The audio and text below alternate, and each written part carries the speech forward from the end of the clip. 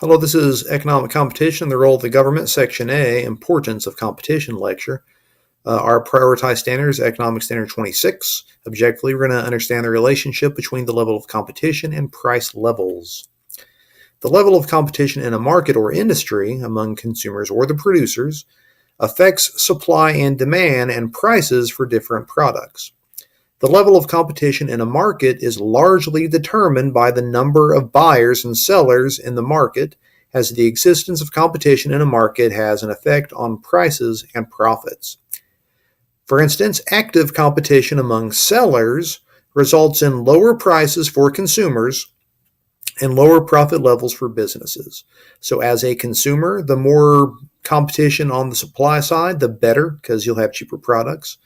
But for producers, it's actually worse because they make less profit because they have to compete more.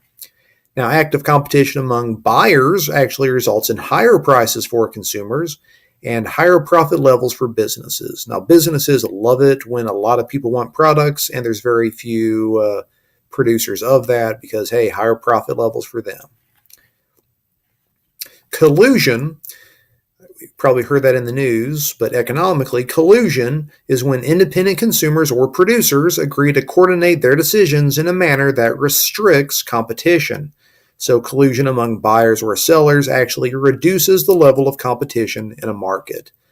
Generally speaking, this type of collusion is very illegal. Collusion among buyers tend to lower the prices, while collusion among sellers tend to raise the prices. Collusion is actually more difficult in markets with a large number of buyers or a large number of sellers. Basically because it's just harder to make sure everyone's in line and doing what they're supposed to be doing. The level of competition in an industry is in the long run determined largely by how difficult and expensive it is for new firms to enter the market. When sellers in an industry compete against each other, they can actually engage in either price competition or non-price competition. So, for instance, with price competition, this involves competing with another firm based on the price of the product being sold. So, as you see here, Sam's Auto compared to Bob's Auto, they're selling the same item, but they're selling them for different prices. So they're competing against each other based on what price they're selling that item for. When we think of competition, that's usually the type of competition that we're thinking of. But there is another type of competition, which brings us to non-price competition. This involves competing with another firm based on factors that have nothing to do with the price of the product being sold. So at some level, they might not even be the best price in town, but they're trying to get you to purchase their item compared to someone else's item for other reasons. Some of those ways they might compete includes things like advertising. So advertising, convincing people that they should have your product and not have the opposing business's product. Also, quality of product or service. Some people are willing to pay all kinds of money for a MacBook, less so for other things because, hey, it's higher quality. And sometimes that can include customer service. Location of business. So depending on what location your business is, in comparison to other things, might influence where people want to go. Also, ability to deliver. By having some things delivered, that increases your likelihood to want to purchase some things just because they are delivered. Also, hours of operation. So depending on when places are open, that can influence your desire to go there or not go there. And also special promotions. So when there are special promotions, it might encourage you to buy something that you might not regularly buy. Now, non-price competition also actually contributes toward consumers gaining a brand loyalty that can make them very unresponsive to price increases.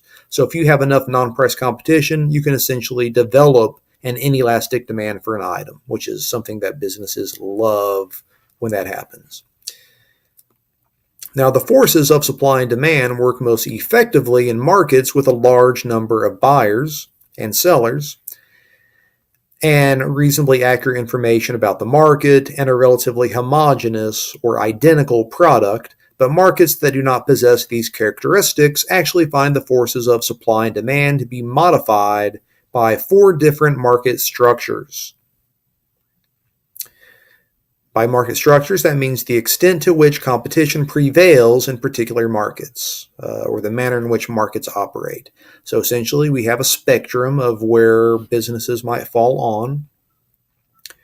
The most competitive market structure is perfect competition. Sometimes it's called pure competition. This exists when many independent sellers provide a relatively homogeneous, meaning identical products, for sale to many independent buyers, with reasonably accurate information about products and the marketplace, and this actually operates completely under the laws of supply and demand. So I should probably point out to you that no marketplace is actually perfectly competitive. And this is actually more of an aspiration for how markets should operate.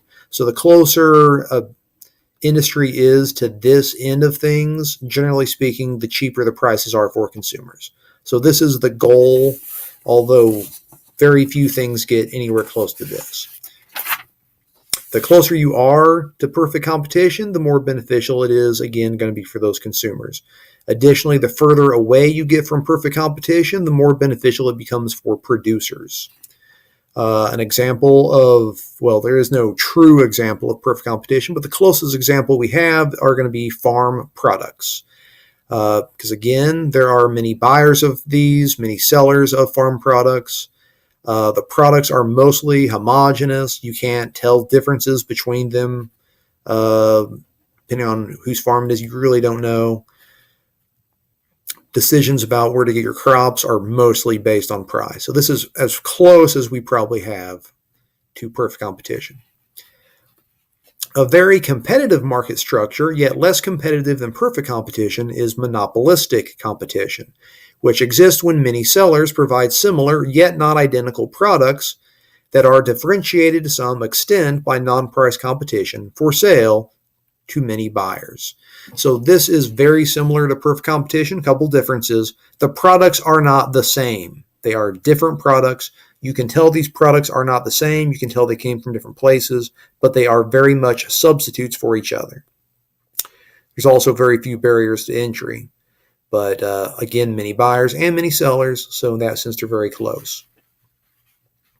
Now, monopolistic competition is commonly characterized by the use of brand names, advertising, and market strategies. Most industries and most markets are a part of this. A couple examples. Fast food restaurants are good examples of monopolistic competition. Many people buy them, many people sell them. The products are substitutes for each other, but they are certainly different depending on where you get your items from. Designer clothing, another example. Most things are examples of monopolistic competition. A less competitive market structure is an oligopoly, which exists when only a few relatively large producers sell a product that has no close substitutes. So again, few sellers, few buyers. You have limited substitute products. And there are going to be many barriers to entry. It's going to be difficult to get into an industry and become an oligopoly. So oligopolies, some examples like cold breakfast cereals, U.S. auto industry, but the one we'll talk about here, soft drink industry. So generally speaking, in this country, there are many drink options, although many of the drink options are actually produced by these two businesses. So when you want to get a drink, a lot of times these are your predominant options. Now, something I want to point out about oligopoly, it says few sellers. That does not mean that there are only like 3 people that produce something in an entire country. That's not what I mean by few sellers. What I mean is few sellers that dominate the industry. So generally speaking, when we're talking about sellers, if somewhere in the range of 2 to 4 businesses, if they are producing upwards of 67% of the total output in an industry, that is what we mean by few sellers. That's what we mean by an oligopoly. It doesn't actually translate to there's only 2 to 4 like in the entire country. That's not what we mean. We mean if they are dominated by just a couple businesses, just a handful of businesses, then that's usually what we mean by an oligopoly. An oligopsony, This exists when there are only a few large buyers of a product. So I should probably point out, when we see this at the beginning, oligop, this means few. Whenever you see that, that means few. The poly at the end, that basically means we're talking about producers. So basically this means few producers.